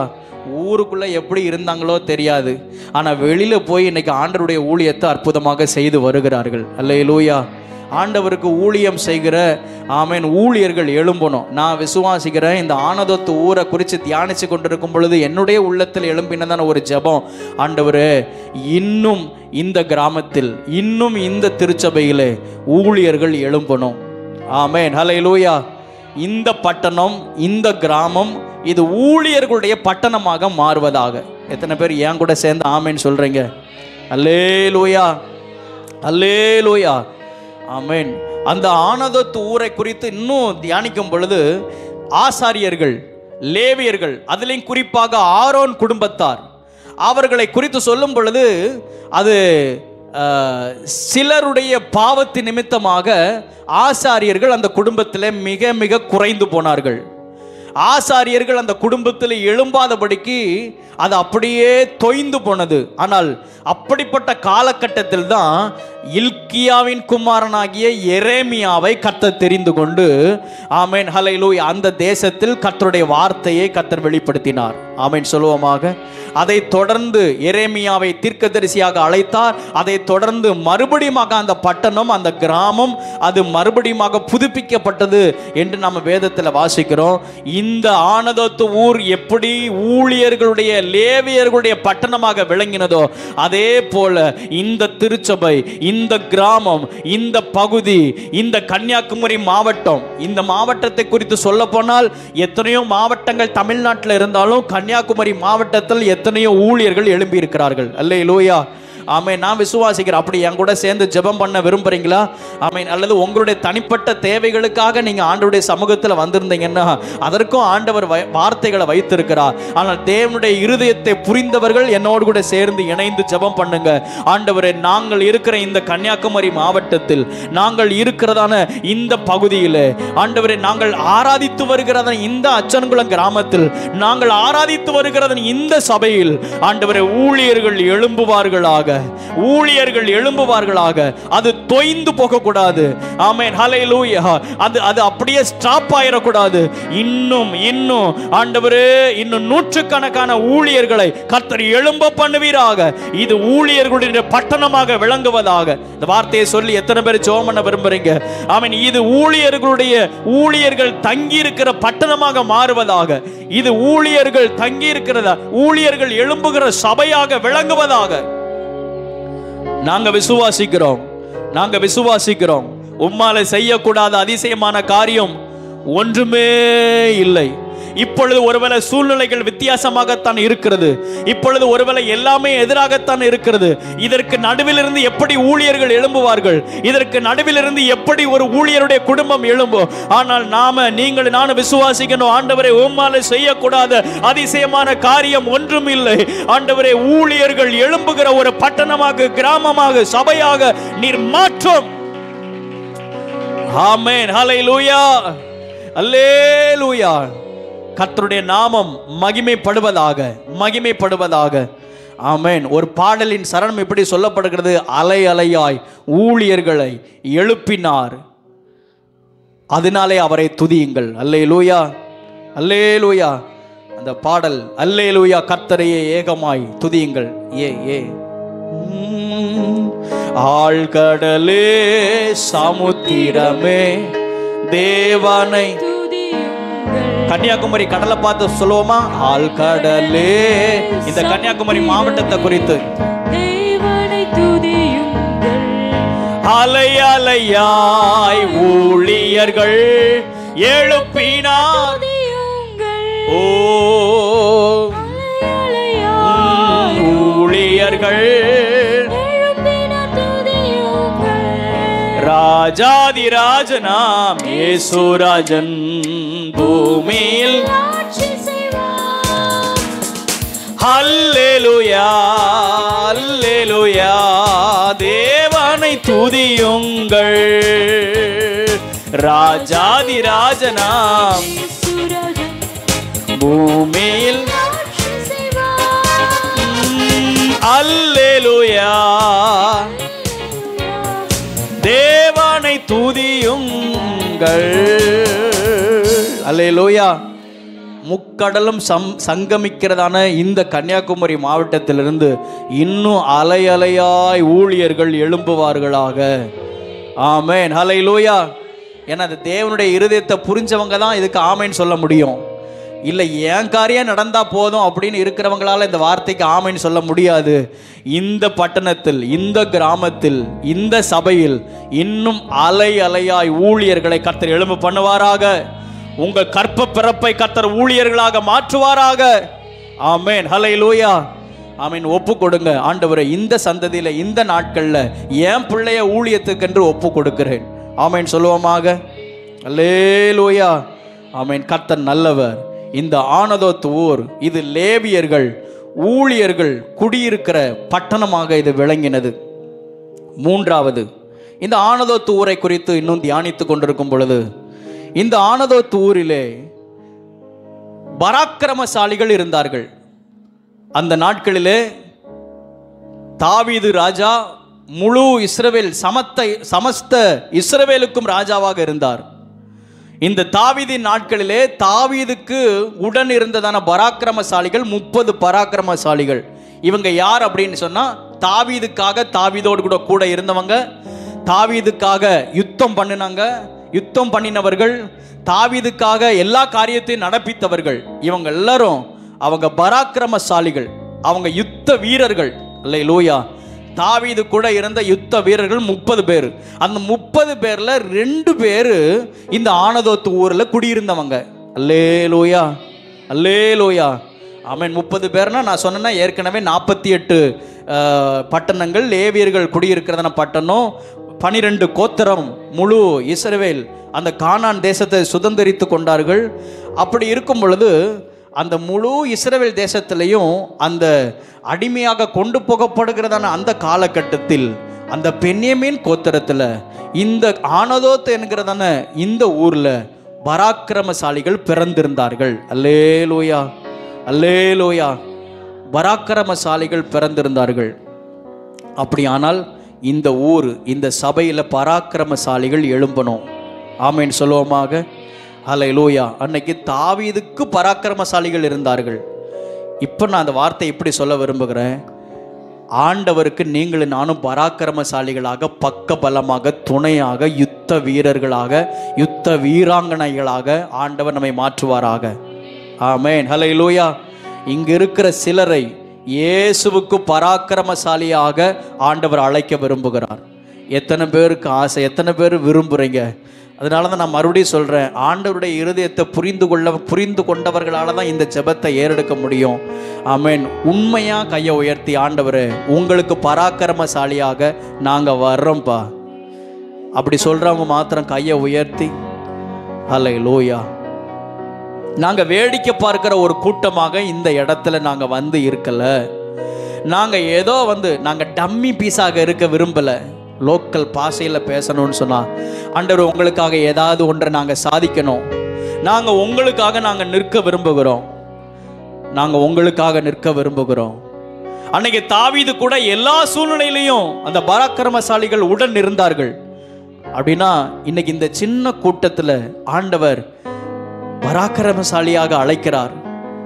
கிதியோனை பார்த்து, கிதியோன் ரொம்ப பயந்து போயிருந்தான், என்னாலலாம் ஒன்றும் முடியாது, நான் என்ன செஞ்சிட முடியும். கிதியோன் அப்படி இருக்கும் பொழுது ஆண்டவர் கிதியோனை பார்த்து சொல்லுகிறார், பராக்கிரமசாலியே கர்த்தர் உன்னோடு கூட இருக்கிறார், நீ ஒரு பராக்கிரமசாலி என்று ஆண்டவர் அழைக்கிறார். ஹல்லேலூயா. சொல்லுங்க பார்க்கலாம், நான் ஒரு கோழை இல்லை, நான் ஒரு பராக்கிரமசாலி. எத்தனை பேருக்கு இந்த வார்த்தை புரியுதுன்னு எனக்கு தெரியல. ஹல்லேலூயா. ஆவிக்குரிய நிலைமையில வளருகிறவர்களுக்கு இந்த வார்த்தை புரியும். ஆண்டவரே, நான் ஒரு கோழை அல்ல, நான் பயந்து ஆமென் நான் ஒடுங்கி போகிறவன் அல்ல. ஆமென், நான் ஒரு பராக்கிரமசாலி. இன்னைக்கு கர்த்தர் உங்களை பராக்கிரமசாலியாக அழைக்கிறார். இங்க இருக்கிற ஆமென் சிறு பிள்ளைகள் முதற்கொண்டு வயோதிபர்கள் எல்லாரையும் ஆண்டவர் பராக்கிரமசாலியாக அழைக்கிறார். இந்த ஊர்ல, இந்த சபையில பராக்கிரமசாலி ஹல்லேலூயா எழும்பட்டு. ஆண்டவரே, நான் ஒரு பராக்கிரமசாலியாக உமக்காக நான் எழும்ப விரும்புகிறேன். ஹல்லேலூயா. உமக்காக நான் யுத்தம் பண்ணக்கூடிய ஒரு பராக்கிரமசாலியாக நான் எழும்ப விரும்புகிறேன். என்னை நீர் ஆண்டவரே நிரப்போ. ஓ ஹல்லேலூயா. வாஞ்சையுள்ள ஒவ்வொருத்தரையும் ஆண்டவர் நிரப்பி பயன்படுத்த விரும்புகிறார். எதிரிகள் உண்டு நமக்கு.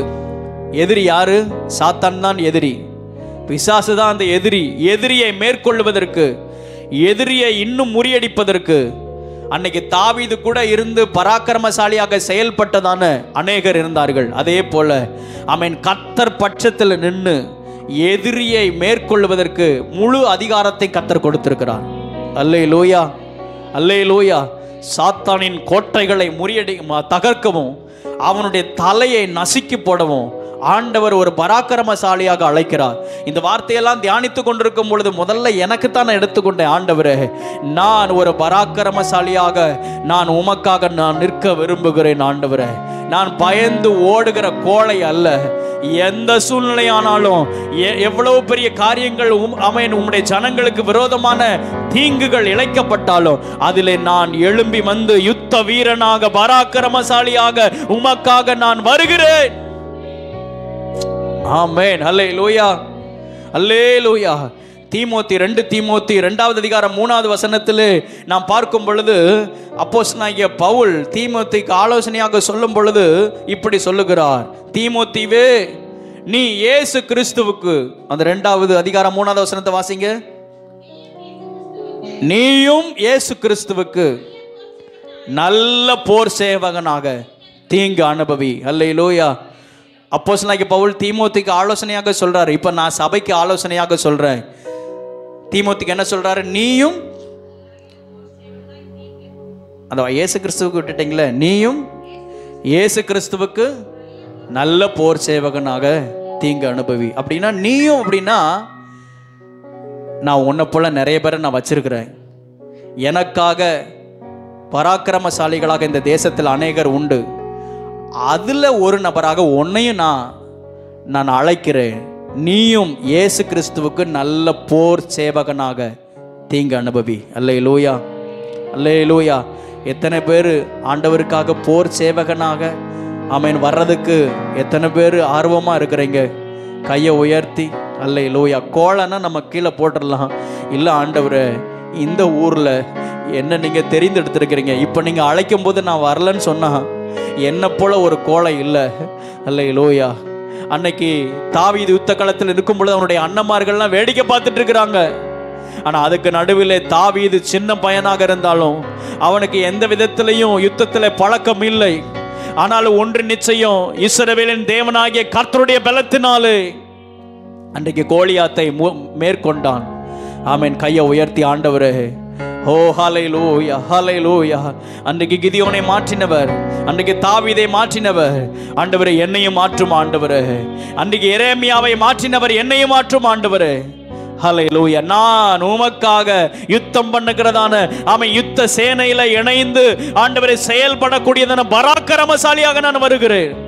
என்னை பயன்படுத்தும் ஆண்டவரே. இந்த கிராமத்தில், இந்த தேசத்தில் என்னை பயன்படுத்தும். ஆமென். அல்லேலூயா, அல்லேலூயா. ஆமென். செயல்படாத ஒரு நபராக நாம் இருக்கக்கூடாது. நம்ம இருக்கிற பகுதிகளில் நம்மை கொண்டு ஆண்டவர் பயங்கரமான காரியங்களை கர்த்தர் செய்வாராக. ஆமென் சொல்லுவோமாக. ஆமென். அல்லேலூயா. கிதியோனோடு கூட இருந்தவங்க 300 பேர் தான். முதல்ல 3000 பேர் கூட இருந்தாங்க, எல்லாரும் ஓடிட்டாங்க. 300 பேர் பயந்தவங்கெல்லாம் ஓடிட்டாங்க. இந்த சபையில் பயந்த கூட்டம் யாருமே என்ன செய்யக்கூடாது, இருக்கக்கூடாது. அல்லேலூயா, அல்லேலூயா. ஆமென். ஆண்டவர் உங்களையும் என்னையும் அவருடைய பராக்கிரமசாலியாக மாற்றி இந்த தேசத்தில் பயன்படுத்துவாராக. ஆமென் சொல்லுவோமாக. ஆமென். அல்லேலூயா. இன்னும் இந்த ஆனதோத்து ஊரை குறித்து தியானித்து கொண்டிருக்கும் பொழுது எரேமியா தீர்க்க தரிசன புஸ்தகம் 11வது அதிகாரம் 21வது வசனத்தில் ஒரு வித்தியாசமான ஒரு வார்த்தை அங்கே வாசிக்கப்பட்டது. வாசிங்க. எரேமியா 11:21.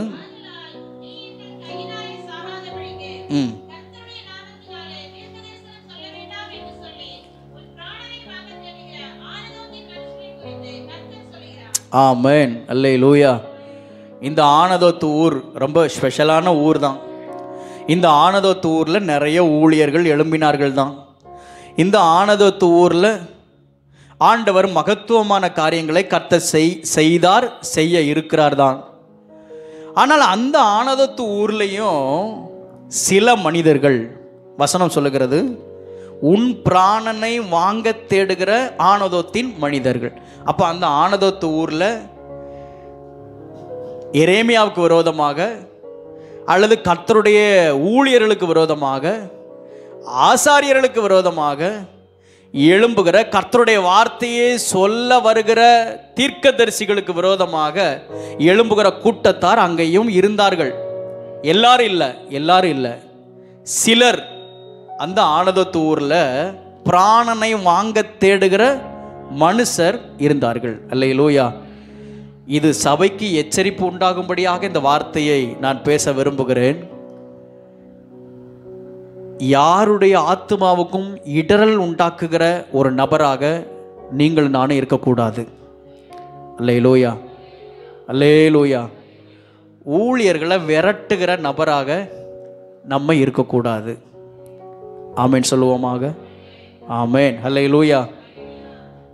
யாருடைய ஆத்மாவுக்கும் நஷ்டம் வரக்கூடிய, யாருடைய விசுவாசத்திற்கும் கேடு வரக்கூடிய நிலைமையில இந்த ஊர்ல ஒருத்தர் இருக்கக்கூடாது. அப்படின்னு நான் சபைக்குள்ள வந்துடுறேன்னு, இந்த சபைக்குள்ள ஒருத்தர் இருக்கக்கூடாது. இயேசுவின் நாமத்தினால அதை இப்பவே நான் அறிக்கை எடுக்கிற. இந்த சபைக்குள்ள குழி நரிகளும், என்னது சிறு நரிகளும், என்ன குழி நரினா உள்ளுக்குள்ளேயே இருந்து என்ன செய்யும், குழி தோண்டி வேரை கெடுத்து, வேர் கெடுத்துட்டாலே அங்கே திராட்சை செடியில் என்னது வராது, மேலே செடி வராது, பழம் வராது. அது கரெக்டாக கனி கொடுக்கக்கூடிய டைமில் அந்த குழி நரி வந்து என்ன செஞ்சிடும், உள்ளே வந்து பறித்து எல்லாத்தையும் என்ன செஞ்சிடும், அதை உளுப்பி போட்டு, அந்த கனியெல்லாம் உளுப்பி போட்டு, அந்த எஜமானனுக்கு கிடைக்காம அதை உளுப்பி போட்டு தனக்கும் பிரயோஜனப்படாமல் எஜமானனுக்கும் பிரயோஜனப்படாமல், இப்படி சில குழி நரிகளும் சிறு நரிகளும் உண்டு. நீங்களா என்னத்தையாவது கனெக்ட் பண்ணிடக்கூடாது.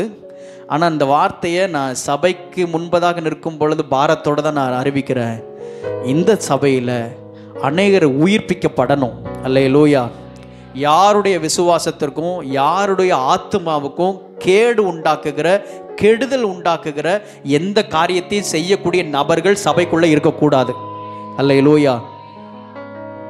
ஏன்னா இந்த ஆனதோத்தில் உன் பிராணனை வாங்க தேடுகிற மனுஷர்களுக்கு விரோதமாக கர்த்தருடைய வார்த்தை, அந்த வார்த்தை குறித்து இப்போ நம்ம தியானிக்க வேண்டாம். அவர்களுக்கு விரோதமாக கர்த்தருடைய நியாய தீர்ப்பு வெளிப்பட்டது. அந்த நியாய தீர்ப்பு ஒருத்தர் மேலே வந்துடக்கூடாது. அல்லேலூயா, அல்லேலூயா, ஆமென். நம்முடைய சபை வளரணும், சபை பெருகணும், யாரையும் விரட்டிடக்கூடாது. இங்கே இருக்கிறவங்கள விரட்டிக்கிட்டே இருக்கக்கூடாது. சபைக்குள்ள ஆவிக்குரிய நிலைமையில் வளர்றதுக்கு உதவி செய்யணும். அவங்க கர்த்தருக்குள்ள வளர்றதுக்கு பிரயாசப்படணும். ஆமென். இது கர்த்தருடைய சபை, இது தேவனுடைய சுய ரத்தத்தினால சம்பாதிக்கப்பட்டதான சபை. அல்லேலூயா.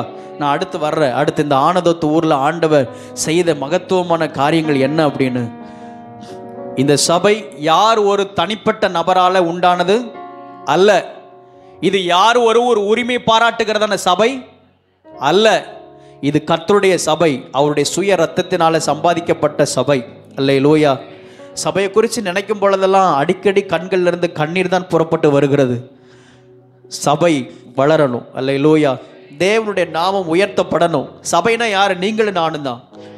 ஆமேன் சொல்லுவோமாக. ஆமேன். அல்லேலூயா. சபை என்பது இந்த கட்டடம் அல்ல. இங்கே கூடி வந்து ஆராதிக்க வருகிற ஒவ்வொருத்தரும் தேவனுடைய சபையாக இருக்கிறோம். அதில் சில நேரத்தில் தவறு செய்யும் பொழுது கண்டிக்கப்படுகிறது. தவறு செய்யும் பொழுது ஆண்டவர் சில காரியங்களை சுட்டி காண்பிக்கிறார். ஆனால் சுட்டி காண்பிப்பது எதற்காக? மறுபடியும் சரிப்படுத்தி, அவர்களை சீர்படுத்தி, ஸ்திரப்படுத்தி சபையிலே நிலைநிறுத்தும்படியாகத்தான். அல்லேலூயா, அல்லேலூயா. ஒருவரும் கெட்டு போவது தேவனுக்கு சித்தம் அல்ல.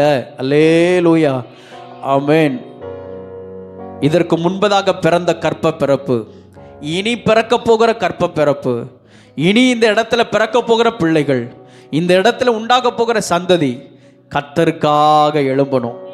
ஆமென் சொல்லுவோமாக. ஆமென். ஹல்லேலூயா. அப்படியானால் இதற்கு விரோதமாக உருவாக்கப்படுகிற ஆயுதங்கள் அத்தனை வாய்க்காதே போவதாக. நான் ஆண்டவருடைய வார்த்தையை சாதாரணமாக பிரசங்கம் பண்ணலை. நான் சாதாரணமான நபர் தான், நான் உங்களை விட வயது குறைவு தான். ஆனால் ஆண்டவருடைய வார்த்தை வரும் பொழுது அதை அன்போடு கூட ஏற்றுக்கொள்ளணும், ஏற்றுக்கொண்டு தான் ஆக வேண்டும். ஆமென். ஹல்லேலூயா. சபைக்காக வைராக்கியம் கொள்ளுகிற கர்த்தர் ஒருவர் உண்டு. ஆமென் சொல்லுவோமாக. ஆமென். கண்களை மூடி நம்ம ஜெபம் பண்ணுவோமாக. சபைக்குள் எழும்புகிற அல்லது இந்த ஆனதோத்தூரிலே, இந்த கிராமத்தில் எழும்புகிற கர்த்தருக்கு விரோதமாகவும் அவருடைய ஜனங்களுக்கு விரோதமாகவும், ஆமென், அவருடைய சபைக்கு விரோதமாகவும் உருவாக்கப்படுகிற ஆயுதங்கள், அது எந்த மனுஷ வல்லமையாக இருந்தாலும், எந்த மனுஷ ஆலோசனையாக இருந்தாலும், எந்த மனுஷ செயல்பாடுகளாக இருந்தாலும், அவைகளை இயேசுவின் நாமத்தினால அவமாக்குவீராக, அவமாக்குவீராக. தேவனுடைய இருதயத்தின் பாரத்தை புரிந்தவங்க என் கூட சேர்ந்து இணைந்து ஜெபம் பண்ணுவீங்க நான் நினைக்கிறேன். ஆமென். ஹல்லேலூயா. ஆண்டவரே கர்த்தாவே, உம்முடைய சுய ரத்தத்தினால சம்பாதிக்கப்பட்டதான இந்த திருச்சபை உமக்குள் கட்டி எழுப்பப்பட நாங்கள் ஜெபம் பண்றோம். இதற்கு விரோதமாய் உருவாக்கப்படுகிற ஆயுதங்கள் வாய்க்காதே போவதாக. ஆமென். ஹல்லேலூயா. அகித்தோப்பேலின் ஆலோசனையை அவமாக்குகிறதான தேவன். ஆமென். ஹல்லேலூயா. எல்லா ஆலோசனைகளையும் விரோதமாக, ஆமென், பேசப்படுகிற, விரோதமாக எழும்புகிற எல்லா ஆலோசனைகளையும் அவமாக்குவீராக. சபை உம்முடையது, உம்முடைய வருகை பரியந்தமும் காக்கப்படுவதாக. இந்த இடத்துல மந்தை சேர்க்கப்படுவதாக. திரள் கூட்டமான ஜனங்கள் இந்த இடத்துல கூடி வந்து ஆராதிக்க வருவார்களாக. ஆமென். அல்லேலூயா, அல்லேலூயா. நாங்க வந்த ஆரம்பத்திலிருந்து இப்ப 8 வருஷம் முடிஞ்சிருச்சு. சபைக்குள்ள வந்தவங்க சபைக்குள்ள இருந்திருந்தாங்கன்னா இன்னைக்கு சர்ச்சில் இடம் கண்டிப்பா இருந்திருக்காது, கண்டிப்பா இருந்திருக்காது. அந்த வாசல்ல, இந்த வாசல்ல, அந்த வாசல்ல நிறைந்து இருக்கக்கூடிய நிலைமையில கர்த்தர் ஜனங்களை கொண்டு வந்தார். ஆனால் வந்தவங்கெல்லாம் ஏன் அப்படி போயிடுறாங்க? அது அவரவர்களுடைய தவறுகள், அவரவருடைய மீறுதல்கள் ஒரு பக்கம் இருக்கட்டும். ஆனால் சபைக்குள்ள எந்த குழிநெறியும் எந்த சிறுநெறியும் இருக்கக்கூடாது. இது எச்சரிப்பாக சபைக்கு பேசுகிற, சபை வளரணும். ஆமென், அல்லேலூயா. ஒருத்தரை நம்ம கூட்டி சேர்க்கிறமே தான் ஒழிய ஒருத்தரை விரட்டிடக்கூடாது. ஆமென் சொல்லுவோம். ஆமென், அல்லேலூயா. இது கர்த்தருடைய, விரட்டணும்னா கர்த்தர் தான் என்ன செய்யணும்? விரட்டணும். என்னையும் எங்களையும் இந்த இடத்த விட்டு விரட்டணும்னா கர்த்தர் விரட்டட்டும். ஆனால் யார் ஒரு தனிப்பட்ட நபர்களும் செயல்பட கூடாது. ஆமென் சொல்லுவோமாக. என்ன பாஸ்டர் இவ்வளவு கடுமையாக பேசுகிறாரு தெரியல. நான் இவ்வளோ கடுமையாக பேசக்கூடிய நபரும் கிடையாது. சபைக்காக வைராக்கியம் கொள்ளுகிற கர்த்தர் இருக்கிறார். அல்லேலூயா. சபை வளரணும். ஆமென். அநேகர் இந்த இடத்துல கூடி வந்து ஆராதிக்கிற ஒரு திருச்சபையாக இந்த சபையை ஆண்டவர் பரிசுத்தப்படுத்தி அவருடைய வருகை பரிந்தும் காத்து கொள்வாராக. ஆமென் சொல்லுவோமாக. ஆமென், அல்லேலூயா, அல்லேலூயா. பிராணனை வாங்க தேடுகிற மனிதர்கள் யாராக இருந்தாலும் அவர்களை கர்த்தர் பார்த்து கொள்வார். தேவனுடைய சபை வளரணும். ஆமென் சொல்லுவோமாக. 5வது காரியம் வேகமாக, எரேமியா 32வது அதிகாரம் 7வது வசனம். நம்ம முதல்ல வாசித்ததான அந்த வசனம், 32வது அதிகாரம் 7வது வசனம்.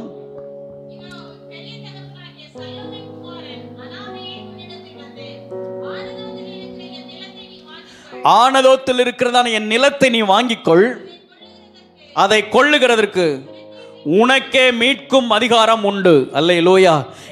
இந்த பிரசங்கத்தினுடைய முக்கியமான ஒரு வசனமே, வார்த்தையே இதுதான். ஆனதத்தில் இருக்கிறதான என் நிலத்தை நீ வாங்கிக்கொள், அதை கொள்ளுகிறதற்கு உனக்கே மீட்கும் அதிகாரம் உண்டு. அல்லேலூயா. யாருக்கு சொல்லப்பட்ட வார்த்தை? எரேமியாவுக்கு சொல்லப்பட்ட வார்த்தை. எரேமியா எங்க இருக்கிறாரு? காவல் முற்றத்தில், அதாவது சிறைச்சாலையில், ஜெயிலில்.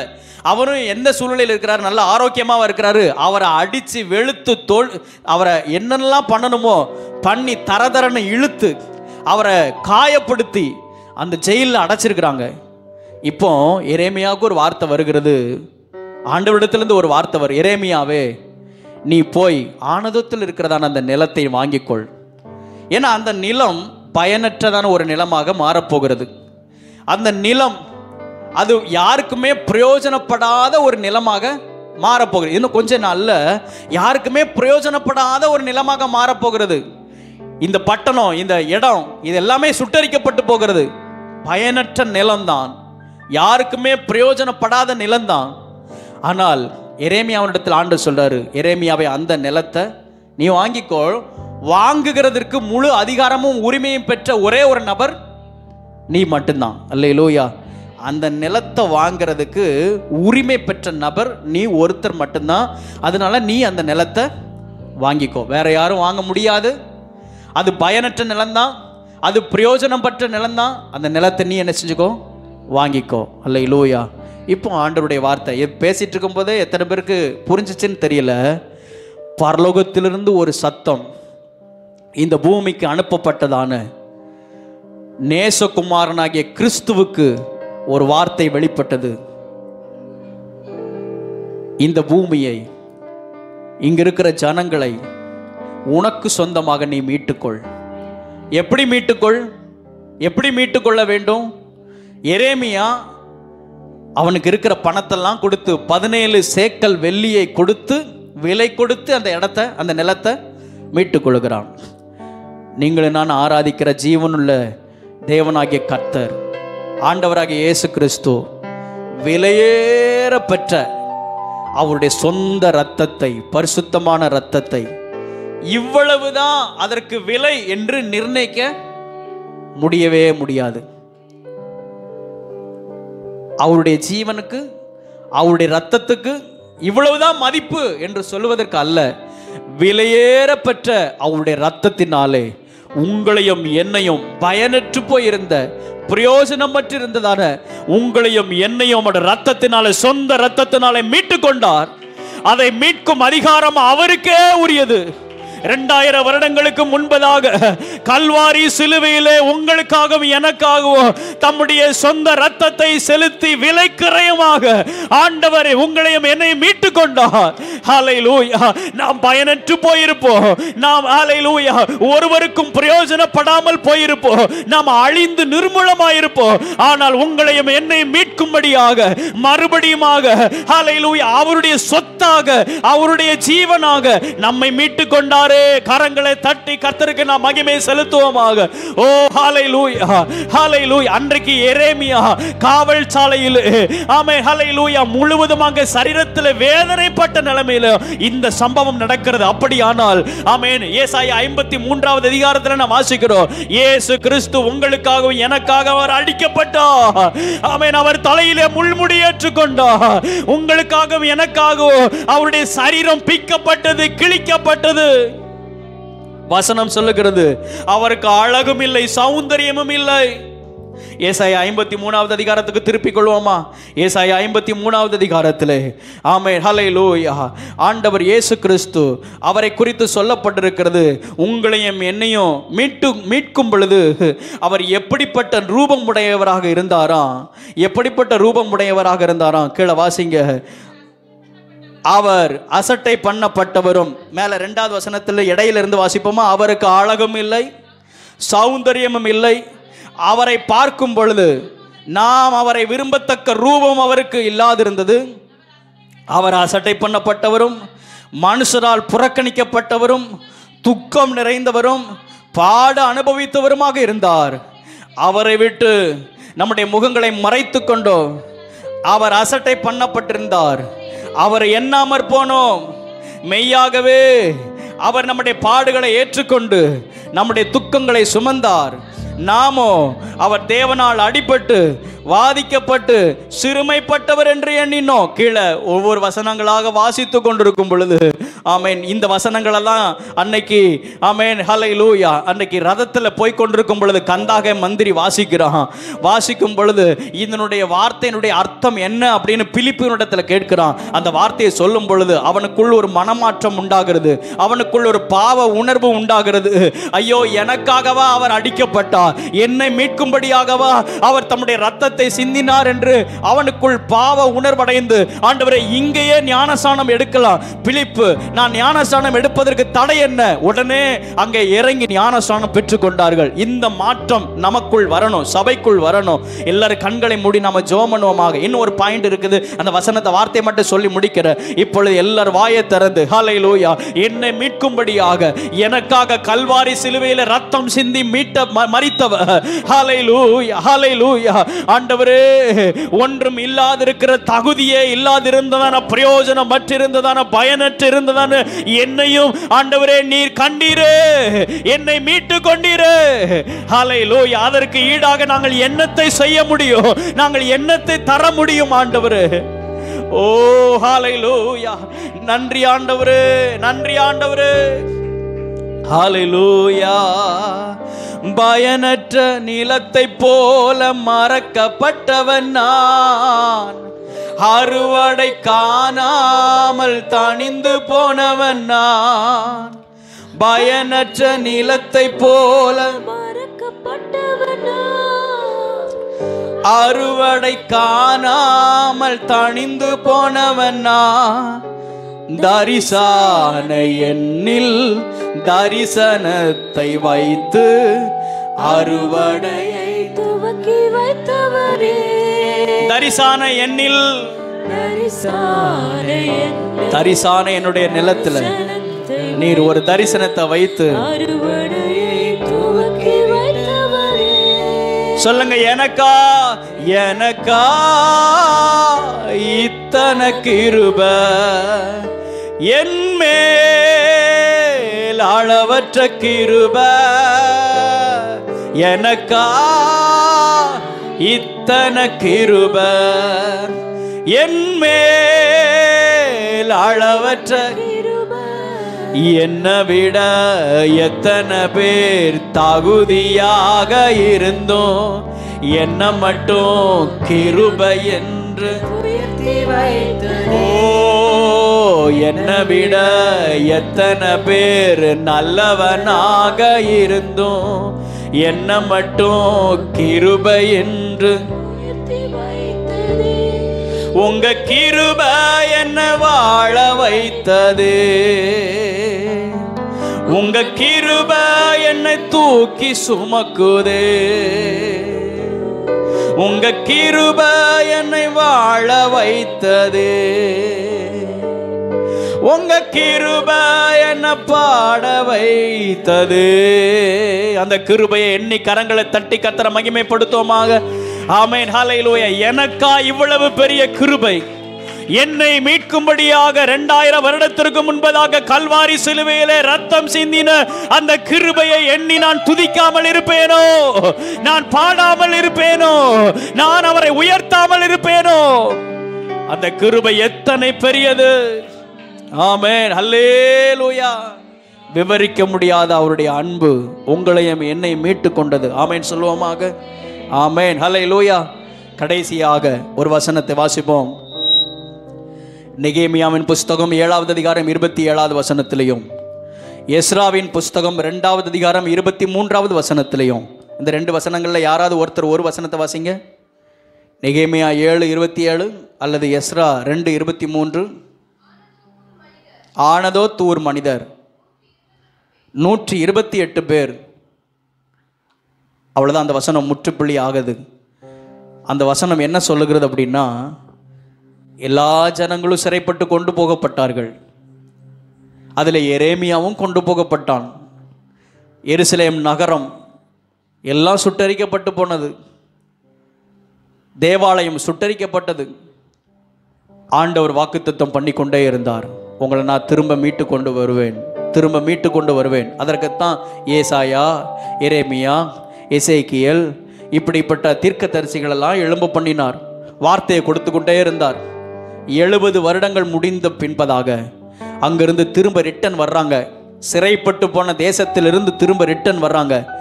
நிறைய பட்டணங்கள்லேருந்து அங்கே குறிப்பிட்டு சொல்லப்பட்டிருக்கிற இந்த பட்டணத்தின் மனிதர்கள் இத்தனை பேர் அங்கேருந்து ரிட்டன் வராங்க. இந்த தேசத்தில் உள்ளவர்கள் இத்தனை பேர் ரிட்டன் வராங்க. அதில் குறிப்பிட்டு ஒரு வார்த்தை சொல்லப்பட்டிருக்குது, ஆனதோத்தில் இருக்கிறதான. அது ஒரு சின்ன ஊர் தான், சின்ன பட்டணம் தான். அதில் 128 பேர் மீதியாக இருந்தார்கள். அல்லேலூயா, அல்லேலூயா. 128 பேர் விசுவாசி. நான் நினைக்கிறேன் ஆண்டவருடைய வார்த்தையை விசுவாசித்தவர்கள் இந்த 128 பேர் நான் நினைக்கிறேன். விசுவாசிக்காதவங்க அங்கே செத்து போயிட்டாங்க. ஆனால் விசுவாசித்தவர்கள் 70 வருடங்கள் முடிந்தாலும், ஆமென், சரீர தோற்றம் கொஞ்சம் வித்தியாசம் மாறி இருக்கலாம். ஆனால் 128 பேர். அந்த 128 பேர்ல ஒரு நபர் யார் தெரியுமா? இந்த எரேமியா. அல்லேலூயா. அதுக்கு வசன ஆதாரங்கள்லாம் இருக்குது. நெகேமியா புஸ்தகம், எஸ்ரா புஸ்தகத்தெல்லாம் வாசித்து பார்க்கும் பொழுது அழகாக சொல்லப்பட்டிருக்கிறது. 128 பேர் அவர்கள் மீதியாக இருந்தார்கள். அந்த மீதியாக இருந்த ஆனதோத்தி மனிதர்கள் மறுபடியுமாக சொந்த ஊருக்கு, அவர்கள் இருந்த அந்த ஆனதோத்து ஊரிலே வந்து மறுபடியுமாக அவர்கள் ஆசீர்வதிக்கப்பட்டார்கள். அல்லேலூயா. அப்படியானால் ஆமென், அழிக்கப்பட்டிருந்ததான, மறக்கப்பட்டிருந்ததான ஆனதோத்து ஊர் மறுபடியுமாக புதுப்பிக்கப்பட்டது. அல்லேலூயா. அங்கே எத்தனையோ ஊர் இருந்தாலும், எத்தனையோ பட்டணங்கள் இருந்தாலும், இந்த ஆனதோத் என்கிறதான இந்த ஊரினுடைய ஸ்பெஷலை ஆமென் நாம் தியானித்து கொண்டிருக்கிறோம். மறுபடியுமாக இந்த ஆனதோத்து ஊர் மறுபடியுமாக புதுப்பிக்கப்பட்டது. ஆமென் சொல்லுவோமாக. எல்லாம் அழிக்கப்பட்டிருந்தாலும், எல்லாராலும் மறக்கப்பட்டிருந்தாலும் ஆண்டவருடைய வார்த்தை மாறுவதில்லை. ஆமென், அல்லேலூயா, அல்லேலூயா. காலங்கள் மாறினாலும், சூழ்நிலைகள் மாறினாலும், அதான் திரும்ப திரும்ப சொல்றேன், எது மாறினாலும், மனுஷங்க மாறினாலும் ஆண்டவருடைய வார்த்தை மாறாது. ஆமென் சொல்லுவோமாக. அல்லேலூயா. திரும்பவும் அழிக்கப்பட்டிருந்ததான, மறக்கப்பட்டிருந்ததான, ஆமென், சுட்டரிக்கப்பட்டிருந்ததான இந்த ஆனதோத் மறுபடியுமாக புதுப்பிக்கப்பட்டது. அப்படியானால் ஒரு வார்த்தையோடு கூட இந்த செய்தியை நான் நிறைவு செய்ய விரும்புகிறேன். மறுபடியுமாக எல்லாம் முடிந்தது என்ற நிலைமையில் இருந்தாலும் ஆண்டவர் மறுபடியுமாக ஒரு புதிய துவக்கத்தை தொடங்குவதற்கு ஆண்டவர் வல்லமை உள்ளவராயிருக்கிறார். ஏசாயா 27:6 சொல்லப்பட்டிருக்கிறது, யாக்கோபு வேர் பற்றி இஸ்ரவேல் பூத்து காய்த்து உலகத்தை பலனால் நிரப்பும் நாட்கள் வரும். அல்லேலூயா. இந்த வசனத்தெல்லாம் தியானித்துக் கொண்டிருக்கும் பொழுது சபையைத்தான் ஆண்டவருடைய கண்களுக்கு முன்பதாக நிறுத்தினார். இந்த யாக்கோபு என்னும் சபையே, நீ மறுபடியும் வேர் பற்றுவாய், நீ பூத்து காய்த்து பூமியை நிரப்பும் நாட்கள் வரும். அந்த வார்த்தை அண்டர்லைன் பண்ணிக்கிறோம், நாட்கள் வரும். அல்லேலூயா. அந்த வார்த்தையை விசுவாசத்தோடு கூட அதை நான் ஏற்றுக்கொண்டு தான் சபைக்கு அறிவிக்கிறேன். நாட்கள் வரும். யாக்கோபே, நீ வேர் பற்றுவாய், நீ பூத்து காய்த்து பூமியை நிரப்புவாய், பூமியை நிரப்பும் பல நாட்கள் வரும். ஆமென். ஹல்லேலூயா. எல்லாமே முடிந்தது. இதுக்கப்புறம் ஒரு வாழ்வு உண்டா? இதுக்கப்புறம் ஒரு மாற்றம் உண்டா? இதுக்கப்புறம் ஒரு தொடக்கம் உண்டா என்று ஒரு கேள்வியோடு கூட இருப்போமே. ஆனால் அதற்கு ஒரு அடையாளம் தான் 128 பேர் மீதியாக வந்தார்கள். எல்லாரும் முழங்கால் படியிடுவோமாக, நம்ம ஜெபமனுவோமாக. ஹல்லேலூயா, ஹல்லேலூயா, ஹல்லேலூயா. இது சடங்காச்சாரமாக நம்ம கூடி வருகிறதான ஒரு ஆராதனையின் ஸ்தலம் அல்ல. இது கர்த்தருடைய வார்த்தையின் ஆமென் ஹல்லேலூயா வார்த்தை வெளிப்படக்கூடியதான இடம். ஆண்டவருடைய வார்த்தை வல்லமை உள்ளது, அது ஜீவன் உள்ளது, அது அதிசயத்தை நடப்பிக்கக்கூடியது.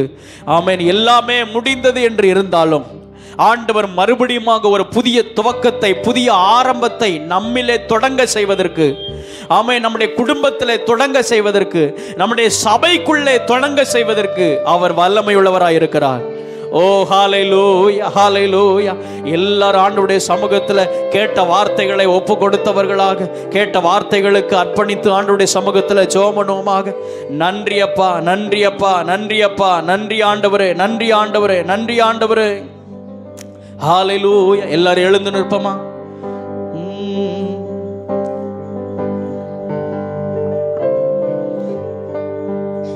ஹல்லேலூயா, ஹல்லேலூயா. எல்லாமே முடிந்ததென்று என்னை பார்த்து இகழ்ந்தன். அன்னைக்கு எரேமியாவை பார்த்து அப்படிதான் அன்னைக்கு ஜனங்கள் எல்லாரும் இகழ்ந்தார்கள். இனி இந்த இடம் உனக்கு கிடைக்குமா? இனி இந்த ஊரை நீ திரும்பவும் பாப்பையா?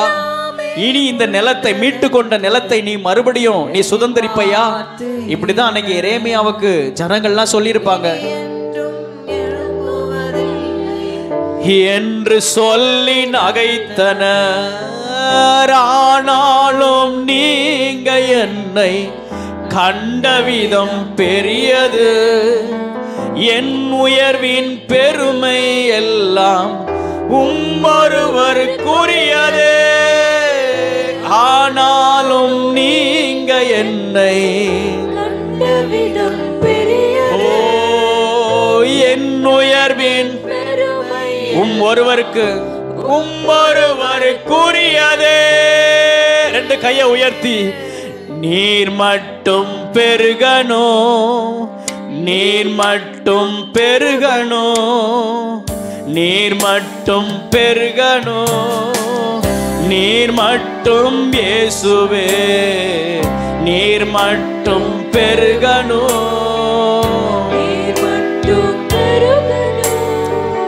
நீர் மட்டும் பெருகணும், நீர் மட்டும் இயேசுவே. உடைக்கப்பட்ட பாத்திரம் நானே, உபயோகமற்றிருந்து ஒன்றுக்கும் உதவுவதில்லை என்று சொல்லி ஒதுக்கப்பட்டு, உடைக்கப்பட்ட பாத்திரமானே. எத்தனை நேரங்கள் உடைக்கப்பட்ட சூழ்நிலைகள் உண்டு, தனியாக புலம்பின நாட்கள் உண்டு. குயவனே உந்தன் கரம் மீண்டும் என்னை வணைந்தது, விழுந்து போன இடங்களில் எல்லாம் என் தலையை உயர்த்தியதே. குயவனே உந்தன் கரம், உங்க கரம் என்னை வணைந்து கொள்ளட்டும், இந்த சபையை வணைந்து கொள்ளட்டும், எங்கள் ஜனங்களை வணைந்து கொள்ளட்டும். உம்முடைய கரமே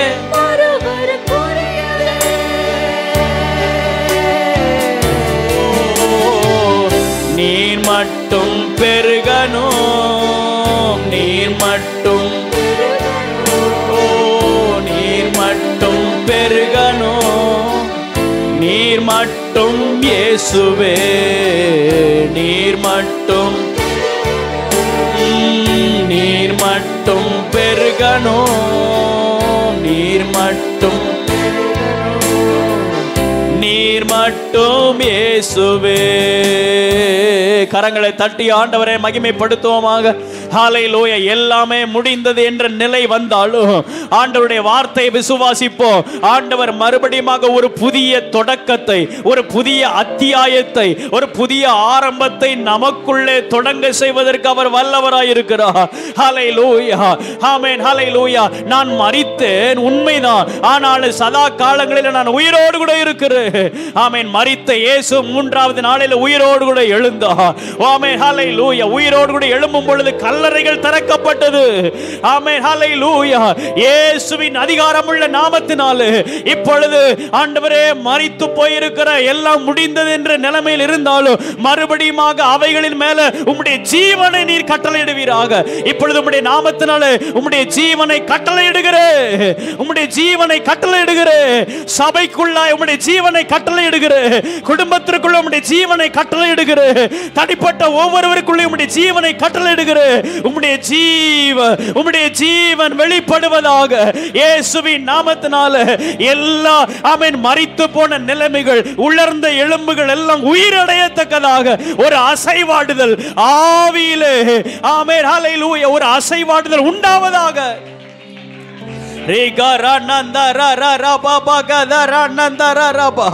நன்றி ஆவியானவரே, நன்றி ஆவியானவரே, நன்றி ஆவியானவரே. ஸ்தோத்திரப்பா, ஸ்தோத்திரப்பா. நாங்க மீதியா இருக்கிறவங்கப்பா, நாங்க இன்னும் மீதியா இருக்கிறவங்கப்பா. ஆனதோ தூரே மீதியா இருக்கிற உன்னை கொண்டு நான் மறுபடியும் ஆமென், ஹல்லேலூயா, உன் இடத்தை நான் ஆசீர்வதிப்பேன், உன் நிலத்தை ஆசீர்வதிப்பேன், உன் தேசத்தை நான் ஆசீர்வதிப்பேன். ஹல்லேலூயா. மீதியா இருக்கிற கொஞ்சம் பேரு இந்த இடத்துல விரல் விட்டு எண்ணக்கூடிய நிலைமையில் நம்ம கொஞ்சம் பேர் தான். ஆனால் மீதியாயிருக்கிற நம்மை கொண்டு மறுபடியும் இந்த தேசத்தை ஆசீர்வதிப்பதற்கு, இந்த பட்டணத்தை ஆசீர்வதிப்பதற்கு, ஆமென், ஹல்லேலூயா, கர்த்தர் உண்மை உள்ளவராய் இருக்கிறார். எல்லாரும் கரங்களை தட்டி ஆண்டவருக்கு மகிமை செலுத்துவோமாக. நன்றி அப்பா, நன்றி ஆண்டவரே. யாராவது ஒருவர் சுருக்கமாக வார்த்தையை பெற்றுக்கொண்டவங்க ஒருத்தங்க சத்தமாய் ஜெபிக்க அன்பாய் கேட்கிறேன். ஆண்கள் பகுதியில் ஜெபம் பண்ணுங்களேன். யாராவது ஒருத்தர் ஜெபம் பண்ணுங்க.